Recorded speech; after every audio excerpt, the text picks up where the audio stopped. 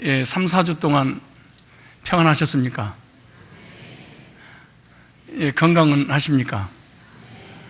제가 캐나다 선교 만 3주, 약 4주 잘 다녀왔습니다.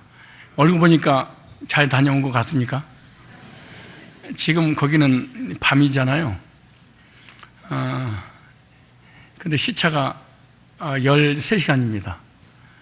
그런데도 하나님께서 은혜 주시고 건강 주셔서 하나님의 사랑하는 성도들과 함께 예배드리면서 말씀을 전할 수 있도록 이렇게 인도해 주셔서 너무나 감사를 드립니다. 그동안 기도해 주시고 관심 가져주셔서 너무나 감사드리고요. 제가 2주 정도는 잘 버텼습니다. 2주를 버텼단 말은 2주 동안 사역에 바빠서 이 말씀을 전하고 말씀으로 교제 나누고 성도들과 어떤 뜨거운 교제를 그렇게 안 해도 그런 갈급함이 없었는데 2주 정도 지나니까 막 설교하고 싶고 성도들 보고 싶고 말씀을 전하고 싶어서 견딜 수가 없어서 우리 가족들 새벽에 자고 있으면 새벽 5시 일어나가지고 설교를 준비해서 핸드폰을 딱 앞에다 갖다 대고 사랑하는 성산 가족 여러분, 오늘도 평안하십니까? 하나님 은혜와 평강이 함께 하시기 바랍니다. 저는 언제 어디서 그렇게 말씀을 이렇게 녹음을 해서 와이파이 되는 데서 이렇게 카카오톡으로 보내면서 하나님 말씀을 통해서 함께 은혜를 나누었습니다. 3주는 길다 이런 생각을 가져봤는데 여러분은 어떻습니까? 왜 이렇게 빨리 오셨습니까?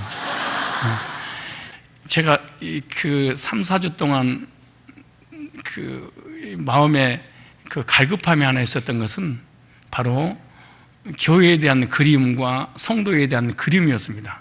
그게 무슨 말이냐면은 이렇게 하나님의 사람들이 모여서 이 생명의 공동체가 교제 나누며 하나님께 예배드리는 이런 공간들, 이런 모임이 있다는 것이 정말 이번에 한 3주를 4주 가까이 비면서 절실하게 제가 느끼면서 교회를 주신 하나님 감사합니다. 그리고 믿음을 떠나지 않도록, 하나님을 떠나지 않도록 이렇게 교회라고 하는 울타리를 허락하심을 감사합니다. 그리고 울타리 안에서 하나님의 권속들이 예배드리고 기도하고 찬양하고 교제 나누면서 삶을 함께 나눌 수 있는 공동체를 주셔서 감사합니다. 그래서 성산의 모든 성도들이 그렇게 고맙고 감사하고 그렇게 묵상할 때마다 하나님께 감사가 절로 나오는 그때가 바로 이 4주 동안의 시간이었던 것 같습니다. 오늘 본문의 사도 바울 역시 데살로니가 교회 편지하면서 마지막 축도를 하나님께서 함께 하시는 복, 하나님께서 허락하신 은혜와 평강의 복을 데살로니가 교인들 위해서 간구했습니다. 하나님께서 함께 하시는 이야말로 하나님 은혜고 그리고 평강인데 이 하나님께서 우리 인간들에게 허락하신, 특별히 그리스도인들에게 허락하신 가장 큰 복이 뭐냐? 하나님이 함께 하심으로 인하여서 은혜와 평강을 주신다는 것입니다. 오늘 우리와 함께 하심으로 우리에게 은혜와 평강의 복을 주실 줄로 믿습니다. 믿음의 조상들은 모두가 다 하나님께서 함께 하시는 은혜와 평강의 복을 받았습니다. 구약에도 신약에도 언제든지 하나님이 나타나서 복을 주실 때마다 내가 너와 함께하여 함께함으로 은혜와 평강의 복을 통하여 삶을 이끌어 주셨다는 거예요. 창세기 21장 22절에도 가로되 내가 무슨 일을 하든지 하나님이 너와 함께 계시도다. 이 불신자가 하나님의 사람 아브라함에게 하나님이 함께 하는 것을 보고 축복을 했습니다. 믿음의 조상 이삭에게도 창세기 26장 24절 말씀 보니까 그 밤에 여호와께서 그에게 나타나 가라사대 나는 내 아비 아브라함의 하나님이니 두려워 말라. 내 종 아브라함을 위하여 내가 너와 함께 있어 네게 복을 주어 네 자손으로 번성케 하리라 하신지라 이렇게 말씀합니다. 전능하신 하나님이 이삭과 함께 함으로 너와 네 후손에게 복을 주리라. 그러므로 우리 후손들을 사랑하여서 기도하고 우리 후손들이 잘 되기를 원한다면 가장 먼저 하나님께 추구해야 될 기도의 강구가 있는데 그것이 바로 하나님이 함께 하는 것입니다. 창세기 28장 15절에 야곱도 마찬가지입니다. 처음 가는 길에 하나님이 나타나셔서 그렇게 말씀하십니다. 내가 너와 함께 있어. 네가 어디로 가든지 너를 지키며 너를 이끌어 이 땅으로 돌아오게 할지라. 내가 네게 허락한 것을 다 이루기까지 떠나지 아니하리라. 함께 있어. 이렇게 말합니다. 아브라함, 이삭, 야곱에게 주셨던 가장 큰 복이 뭐냐? 하나님이 함께 하시는 복입니다. 자녀들에게 가장 필요한 게 뭐냐? 물질이 아닙니다. 먹을 것이 아닙니다. 부모님이 함께 하는 것입니다. 물질, 명예, 권세, 부경어를 다 가졌다 할지라도 하나님이 함께 하지 않으면 그것은 그 물질과 권세는 복이 절대로 될 수 없습니다. 이번에 캐나다 가서 부정적인 것 하나를 깨달았다면 이 캐나다라고 하는 나라는 하나님이 필요 없는 나라입니다. 하나님을 구할 필요가 없는 나라입니다. 하나님이 계실 수 없는 그런 나라지요. 교회가 됐든 그리고 가정이 됐든 나라가 됐든 민족이 됐든 하나님이 필요 없는 그런 나라가 바로 캐나다라는 이 선진국가입니다. 왜냐하면 선진국이라고 하는 이 캐나다는 모든 복지가 완벽하게 해결됐습니다. 그래서 영주권이나 시민권을 가지고 있으면 평생 노후 대책이 끝나면 나라에서 다 책임져 버립니다. 그래서 그들은 영적인 갈급함, 영적인 목마름이 없습니다. 육신적인 목마름이 영적 목마름을 가져다 주는데 육신의 부요함이 마치 영적인 부요함처럼 속아버립니다. 그래서 하나님을 구하지 않습니다. 하나님을 찾지 않습니다.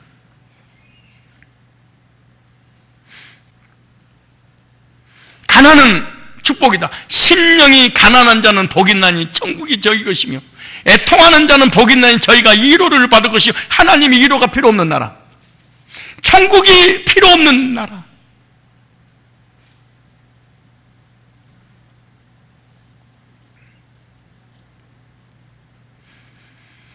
하나님이 계시는 물질, 명예, 권세, 나라 얼마든지 좋죠.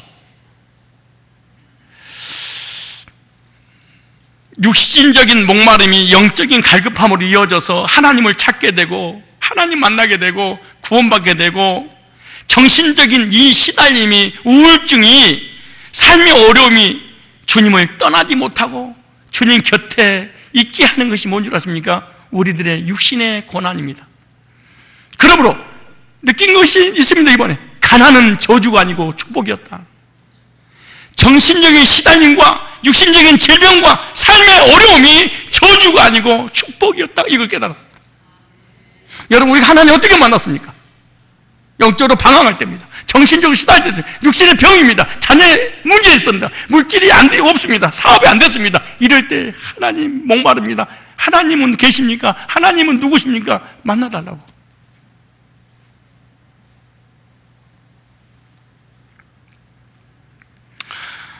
가진 것이 없고 부족해도 주님이 함께 하시면 복입니다. 여러분, 갑자기 그 찬송가 기억이 안 나네. 가난의 노조와 참된 부요함이 내 안에 있어. 뭐 그걸 소리는 어떻게 시작하는 거예요? 처음에 주와 함께라면 가난해도 좋아. 참된 부요함이 내 안에 가득하니까. 여러분, 구하는 게 뭡니까? 바라는 게 무엇입니까? 뭘 원해서 하나님 앞에 간구하고 기도하고 부르짖습니까?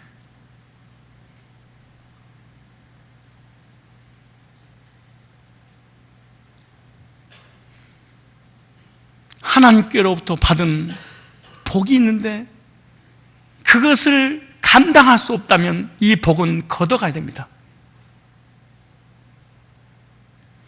교회가 부흥됨으로 목회자가 하나님과 멀어졌다면 교회는 무너져 버려야 됩니다.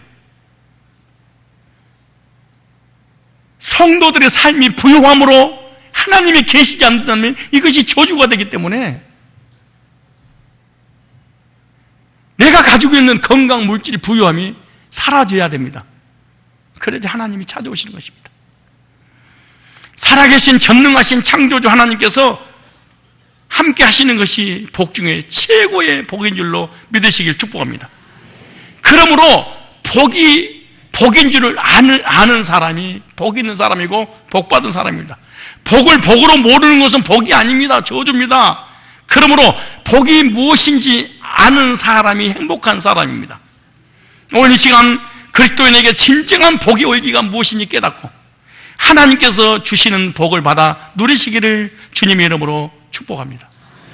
그리스도인의 진정한 복이 뭐냐? 첫째, 전능하신 창조주 하나님께서 함께 하심이 최고의 복인 줄로 믿으시기를 바랍니다. 그리스도인의 복, 다른 세상 것이 아니에요. 하나님이어야 됩니다. 그리스도인이 구해야 될 것, 하나님을 구해야 됩니다. 일평생 기도의 제목, 하나님이면 됩니다. 이런 고백을 하는 것이 그리스도인들인 줄로 믿습니다. 하나님께서 함께 하시면 어떤 일이 벌어지냐? 첫째, 형통의 복을 주십니다. 하나님이 함께 하시면 형통의 복입니다. 여러분, 형통이란 말은 형통의 두 가지 의미가 있죠. 하나는 하는 일마다 무엇인지 잘 되는 것을 형통이라고 그러잖아요. 그 불통이 뭐냐? 하는 일마다 안 되는 것이 불통이잖아요. 그러면 하나님께서 기뻐하시는 형통이 뭐냐? 하나님이 나를 향한 계획이 있는데 그 계획이 나를 통하여 성취된 것, 이걸 형통이라 이렇게 말합니다. 예를 들어 이스라엘 백성들이 출애굽에서 홍해를 건너 가나안 땅에 들어가기 전에 광야에서 고난받는 것, 훈련받는 것, 이걸 성경에 형통 그랬습니다. 마침내 그들이 가나안 땅에 들어갔습니다. 형통 그렇게 말합니다. 예굽에서 부귀영화를 요셉과 함께 누릴 때는 형통이라고 하지 않습니다. 불통이었습니다. 하나님이 없는 형통들이었죠. 하나님마다 잘 돼도 하나님 없는 혈통이기 때문에 그들은 저주였죠. 근데 그들이 가진 거, 먹을 거, 입을 거 아무것도 없었습니다. 일용할 양식밖에 없었습니다. 그들의 삶이 형통한 자였다, 형통한 자의 가는 길이었다, 이렇게 말씀하는 거예요. 오늘 저와 여러분이 가진 것,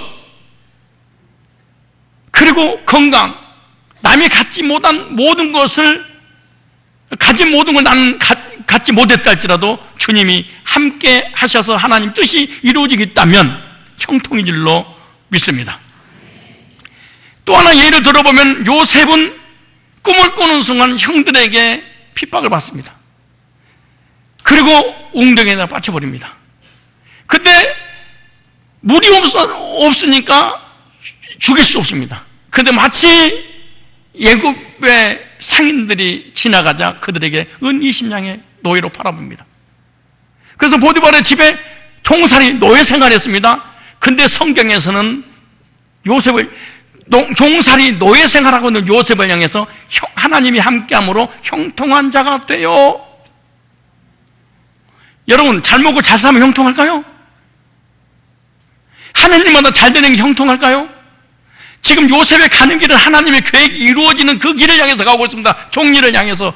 그 과정 속에 억울한 일을 당해서 결국 감옥에 들어가게 됩니다. 근데 감옥에 들어가는 그곳을 성경에서는 하나님이 함께함으로 요셉이 형통한 자가 되어 이렇게 말씀하고 있습니다. 여러분, 형통이 뭘까요? 하나님 없는 형통이요? 우리 한번 성경을 제가 찾아 읽도록 하겠습니다. 창세기 39장 2절에 여호와께서 요셉과 함께 하심으로 그가 함께 하심으로 형통한 자가 되어 그의 주인 애굽 사람 집에 있으니 그의 주인이 여호와께서 그와 함께 하심을 보며 또 여호와께서 그의 범사에 형통케 하심을 보았더라. 노예인데 형통했다. 사장이 형통해야죠. 회장이 형통해야 되죠. 부귀영화를 누리는 사람이 형통해야죠. 그런데 노예가 형통했다. 왜? 하나님이 함께하는 것이 형통입니다. 창세기 39장에도 마찬가지입니다. 39장 21절에 나오죠. 억울한 누명을 쓰고 감옥에 갇혔는데 하나님 함께 하시 형통한 자 여호와께서 요셉 함께 하시고 그에게 인자를 더하사 간수의 은혜를 받게 하시며 그랬습니다. 39장 23절을 보니까 간수장 그의 손에 맡긴 것을 무엇이니 살피지 아니하였으니 이는 여호와께서 요셉과 함께 하심으로 여호와께서 그의 범사에 형통케 하셨더라. 우리의 환경에 아무리 어려운 일을 당하고 고난이 온다 할지라도 주님이 함께 하시면 그것이 형통이고 그것이 복입니다. 나의 환경이 좋으냐 나쁘냐가 아니라 하나님이 나와 함께 하느냐 안 하느냐, 이것이 더 중요합니다. 아무리 좋은 집에서 좋은 침대에서 좋은 음식을 먹고 마음껏 누린다 할지라도 하나님이 그 자리에 함께 하지 않느냐면 이건 저주입니다. 목사님, 나는 하나님마다 다 잘 되는데요. 그러니 하나님 나에게 복 주시가 저주입니다. 그거.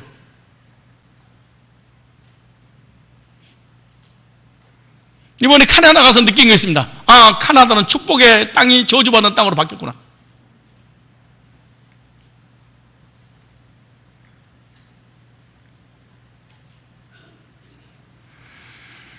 하나님께서 저와 여러분과 함께 하심으로 어디에서 무엇을 어떤 곳에서 있든지 형통케 해 주실 줄로 믿습니다.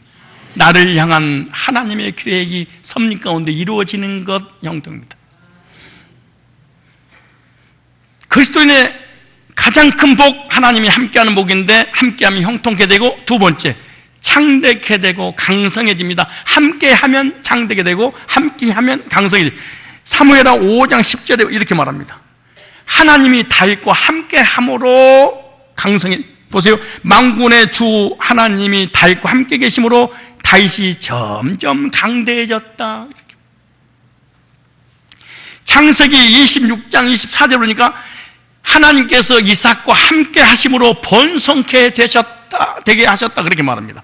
나는 너희 아버지 아브라함을 보살펴준 하나님이다. 내가 너와 함께 있으니 두려워하지 말아라. 내가 나의 종 아브라함을 보아서 너에게 복을 주고 너의 자손의 수를 불어나게 하겠다. 두려워하지 마라. 내가 너와 함께 할 거야. 이렇게.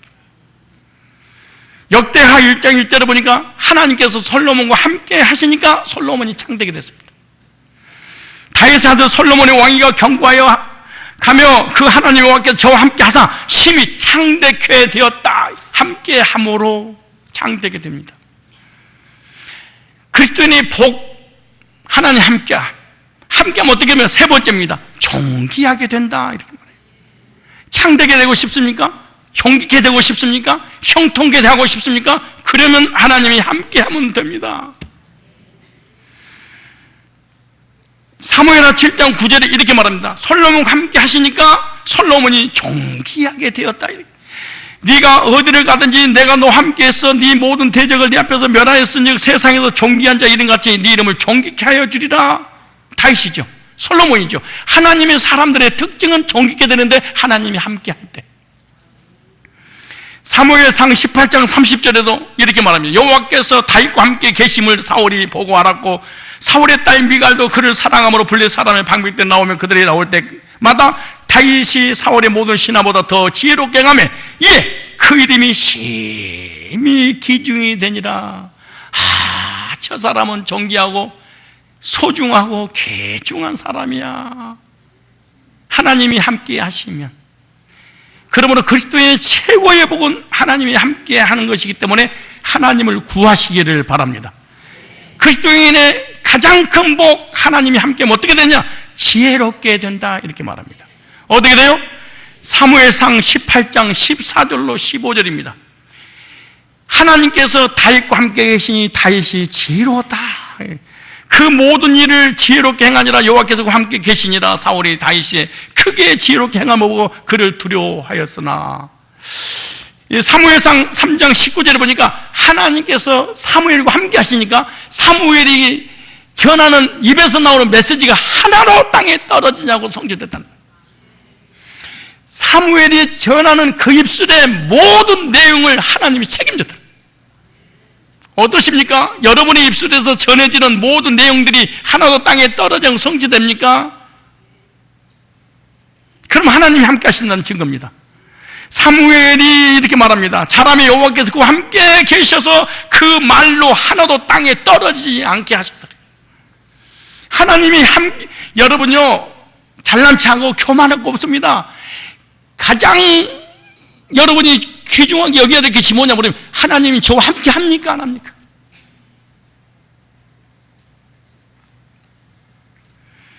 하나님이 함께 하시면은 전쟁 없이 태평성대를 누리게 됩니다. 가정도, 교회도. 그런데 성경이 이렇게 말합니다. 하나님이 함께 하심으로 전쟁이 끝이고 평화하였더라. 사무엘하 7장 14절 이렇게 말합니다. 블레 사람이 이스라엘에게서 빼앗았던 성읍이 애고로부터 가드까지 이스라엘에게 회복된 이스라엘이 그 사방지기를 블레셋 사람의 손에서 도로 찾았고 또 이스라엘과 아모리 사람 사이에 평화가 있었더라. 목사와 장로 사이에 평화가 있었더라. 목사와 성도 사이에 평화가 있었더라. 성도와 성도 사이에 평화가 있더라. 부부 사이에 평화가 있더라.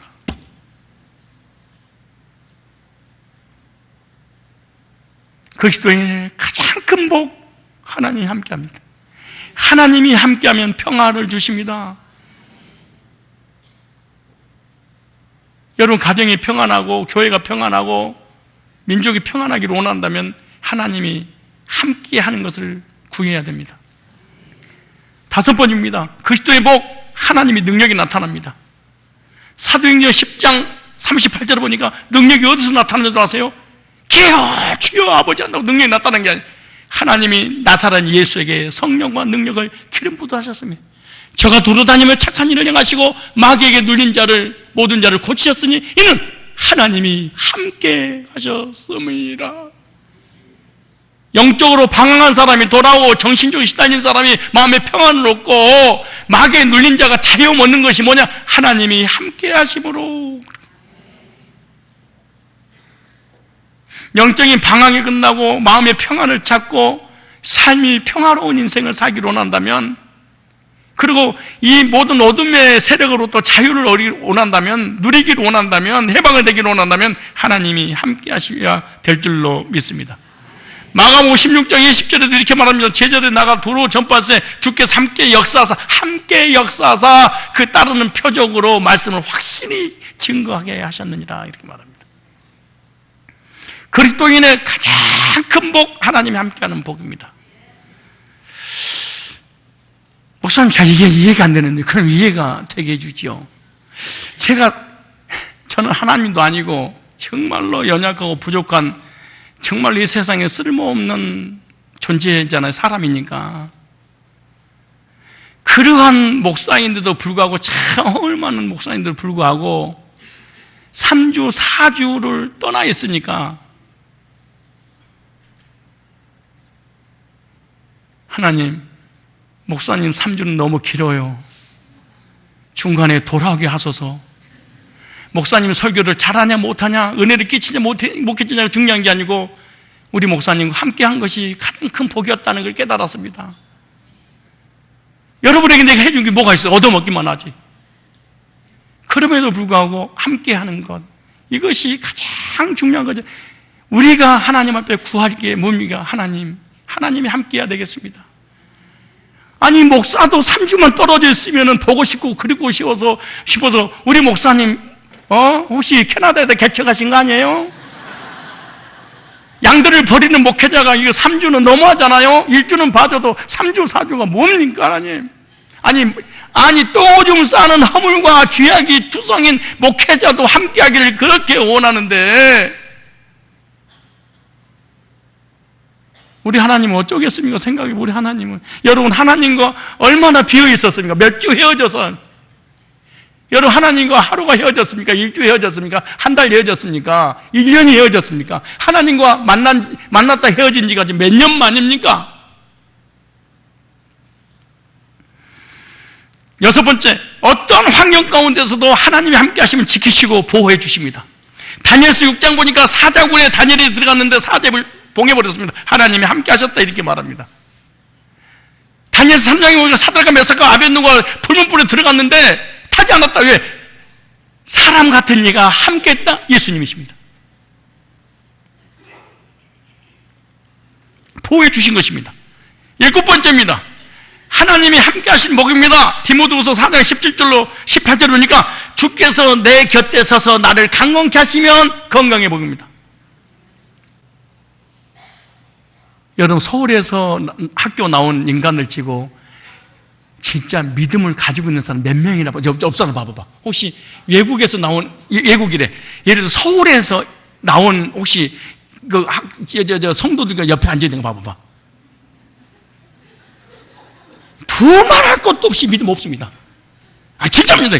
있으면 정말로 내가 두 손 들고 감사 기도를 해야 돼. 진짜 없습니다.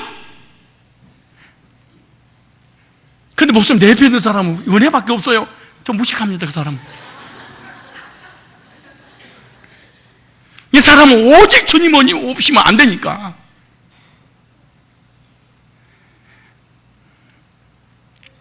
건강해 보여요? 하나님이 함께 하시면 건강 책임져 주십니다. 8번째, 악한 자에게서 보호받고 천국을 보장해 주십니다. 디모데후서 4장 18절에 주께서 나를 모든 악한 일에서 건져주시고 또 그의 천국에 들어가도록 구원하시니 그에게 영광이 세세에 무궁토록 있을지어다.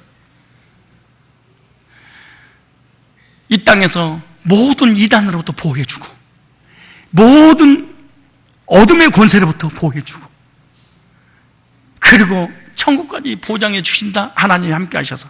9번째, 덕이 아니고 저주가 뭐냐? 하나님이 함께하지 않는 것. 성경이 뭐라고 하냐면 사울이 하나님의 말씀을 떠나자 하나님이 너를 떠난다 그렇게 말해.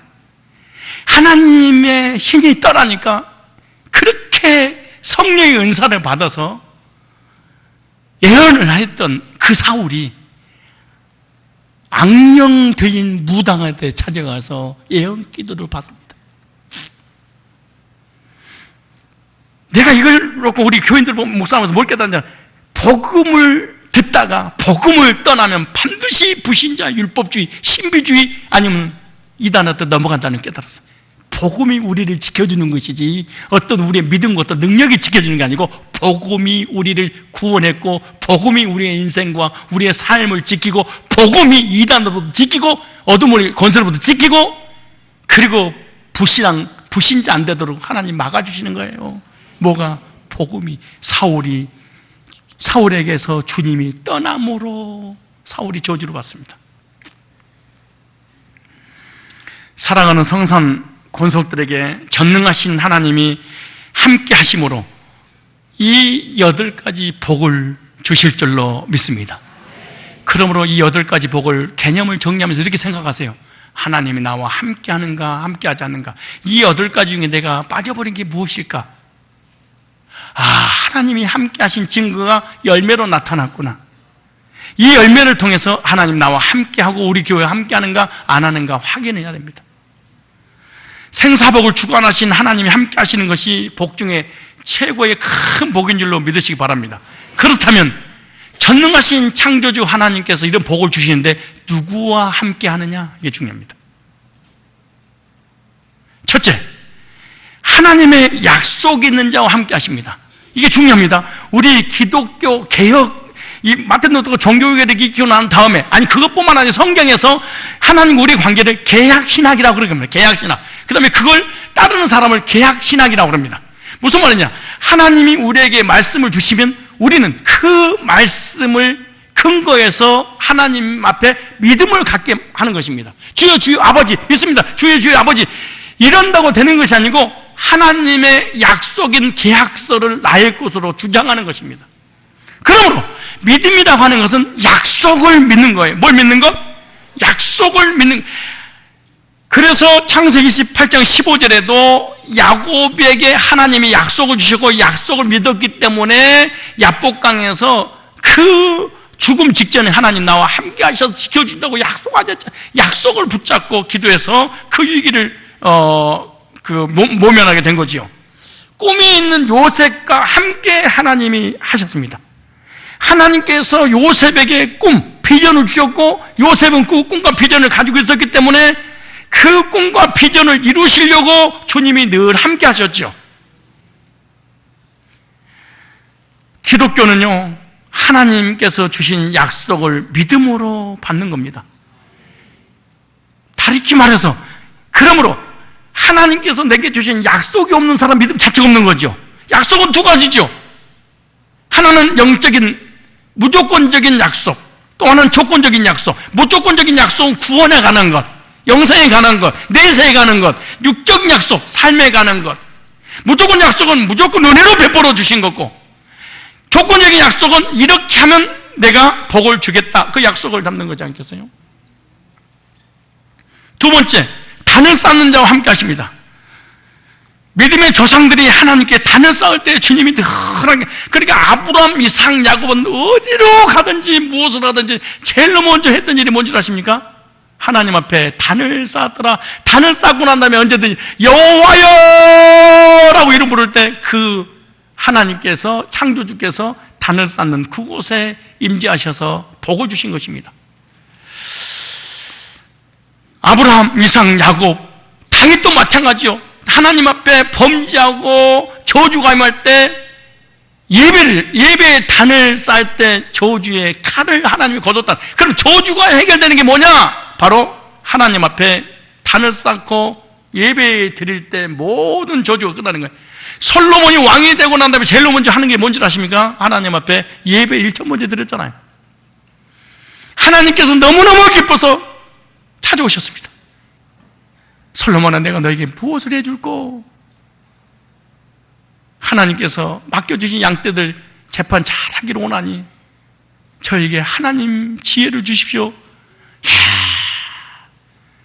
다른 사람들은 원수를 갚아달라고 그러고 부경으로 달라고 그러는데 너는 어쩌면 내가 나에게 합당한 지혜를 구했냐? 내가 다른 것도 너에게 주겠다. 그래서 이 땅에 살면서 전무후무한 복을 솔로몬이 받아 누리게 되죠. 뭐 할 때? 단을 쌓을 때. 저 여러분이 예배 성공자가 되십시오. 예배를 귀히 여기고 단을 쌓는 자에게 하나님은 언제든지 함께 하셔서 복을 주실 줄로 믿습니다. 세 번째입니다. 이 8가지 복을 누구에게 하나님 함께 하셔서 복을 주시냐? 기도하는 자와 함께 하셔서 복을 주시는 것입니다. 시편 91편 15절이 너무나 중요한 말씀이죠. 저와 여러분이 붙잡고 기도할 내용입니다. 저가 내게 간구하리니 내가 응답하리라. 저희 환난 때에 내가 저와 함께하여 저를 건지고 영화롭게 하리라. 내가 장수함으로 저를 만족케 하며 나의 구원을 보이리라 하시도다. 이렇게 말합니다. 하나님 앞에 간구하는 자에게 함께 하셔서 응답해 주시고 복을 주시는 줄로 믿습니다. 네 번째입니다. 겸손하게 회개하는 겸손한 자, 그리고 회개하는 자에게 하나님이 함께 하셔서 복을 주신 것입니다. 이사야 57장 15절에 지존무상하며 영원히 거하며 거룩하다 이름 하나 지고 이같이 말씀하시다. 내가 높고 거룩한 곳에 거하며 또한 통회하고 마음이 겸손한 자 함께 거하라니 이는 겸손한 자의 영을 소성케 되며 통회하는 자의 마음을 소생케 하려 함이라. 겸손한 자에게 하나님, 여러분 하나님 앞에 겸손이 뭔 줄 아십니까? 말씀 받는 겁니다. 하나님께 교만이 뭔 줄 아십니까? 말씀 받지 않습니다. 이걸 교만, 여러분 그 어떤 죄도 하나님 용서하시는데요, 말씀을 거절하고 말씀을 거역하고 말씀에 반응이 없는 사람 하나님이 가장 싫어합니다. 사실은 하나님이 얼마나 우습길래 말씀 받지 않습니까? 여러분 부모에게 가장 불효가 뭔 줄 아십니까? 부모가 자녀들이 말을 하는데 빈정대고 받아들이지 않는 거죠. 하나님 겸손은 하나님 말씀, 여러분 지금 하나님 말씀을 묵상하고 말씀을 받고 말씀을 반응하고 있다면 여러분 겸손한 사람입니다. 그러나 하나님 말씀 받지 않고 졸거나 자빠지고 말고 뭐 이런 사람은 이거 교만한 겁니다. 당신 필요 없어. 당신 메시지 필요 없어. 나 혼자 얼마나 살아가서 이러니까 교만한 거 아닙니까 이게. 그럼 사람 앞에 교만이 뭐냐? 사람을 개무시하는 것. 그럼 사람 앞에 겸손이 뭐냐? 저 사람을 나보다 낮게 여기는 것. 이거 겸손이야. 배우냐 못 배우냐 가졌냐 못 가졌냐 명예가 있느냐 없느냐 전혀 관계없이 다른 사람, 여러분요 무식하고 가진 거 없어서 상대방 개무시하는 사람 많아요. 여러분 가진 자 배운 자만의 교만이 아니에요. 여러분 대부분 배우고 가졌으니까 저 사람 참 교만해, 똑똑하고 잘난 척하고 그래. 그렇지 않아요. 못 배우고 무식하고 가진 거 없어도요 다른 사람을 개무시하는 사람 많아요. 저거 웃기고 있어. 이게 많아요 여러분. 저것들 사기쳐가 돈을 벌어가지고 좋은 차 타고 다니고 좋은 집에 차. 여러분이 그들이요 있는 자에 축복하지 않습니다. 진짜로 겸손한 사람, 있는 자를 축복한 사람이 큰 사람이고 겸손한 사람이야. 진짜로 똑똑하고 진짜로 능력 있고 진짜로 겸손한 사람은 이 세상에서 공부를 잘하고 똑똑한 사람은 저 사람 얼마나 노력이 있길래 저 자리에 있었을까? 내가 노래방 가서 노래하고 PC방 가서 컴퓨터하고 동해물과 백두산이 마르고 닳도록 그 끝날 때까지 영화를 보고 돌아서서 유튜브 인터넷 또 그거 가다가 자빠지는 그 시간에 저 사람은 정말로 공부를 하고 노력해서 저 자리에 있었구나. 회개하지. 이게 겸손이지. 저것은 조상 잘못 나가지고 머리가 타고났어. 저것 조상 잘못 나가지고 부모님 잘못 나가지고 있는 건 돈밖에 없어. 저거 이런 사람이요 열등감은 교만이죠. 그래서 배웠냐 못 배웠냐 가졌냐 못 가냐 이게 중요한 게 아니고 사람을 나보다 더 낮게 여기는 사람을 겸손한 사람이라고 그런 거예요. 하나님은 나보다 당연히 낫지요. 그럼 하나님께 겸손이 뭐냐? 말씀에 반응하는 사람. 아멘. 그렇습니다. 여러분 자신이 보니까 겸손한 것 같아요? 교만한 것 같아요? 괜찮아요. 잘난 체 못해요. 다섯 번째, 복음을 전한 자에게 함께 하셔서 복을 주십니다. 마태복음 28장 19절 20절, 마가복음 16장 20절, 빌보 4장 19절 20절 전부 다 공통점이 하나님이 함께 하심으로 표적이, 하나님이 함께 하심으로 능력들이, 구령의 역사들이 다 나타났잖아요. 왜? 복음을 전하니까. 하나님이 가장 기뻐하신 일이잖아요. 하나님이 복음 전하는 자에게, 선교하는 자에게, 전도하는 자에게, 영혼 구령하는 자에게 함께 하셔서 복을 주실 줄 믿습니다. 여섯 번째, 하나님이 함께 하시는 복이 뭐냐? 충성된 자와 함께 하셔서 복을 주죠. 뭐 하는 자? 충성된 자. 충성이란 말은 세 가지입니다. 하나는 자리를 지키는 것, 둘째, 변함이 없는 것, 셋째, 맡겨준 직분을 잘 감당하는 것. 이걸 충성이라는 거예요.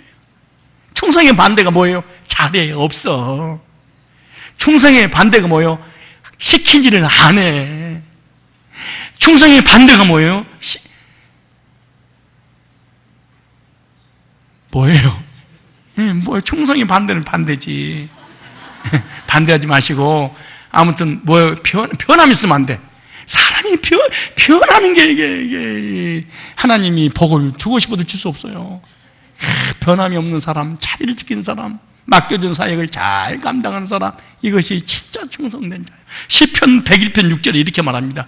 내 눈이, 하나님의 눈이 이 땅에 충성된 자를 살펴 나와 함께 거하게 하시니, 충성된 자와 함께 거하시니 완전한 길에 행하는 자가 나를 수종하리라. 충성된 자는 자리를 지키는 거예요. 충성된 자는 변함이 없는 거예요. 충성된 자는 맡긴 직분을, 남의 직분 말고 네 것 최선을 다해서 완수하는 거예요. 이게 충성된 자지.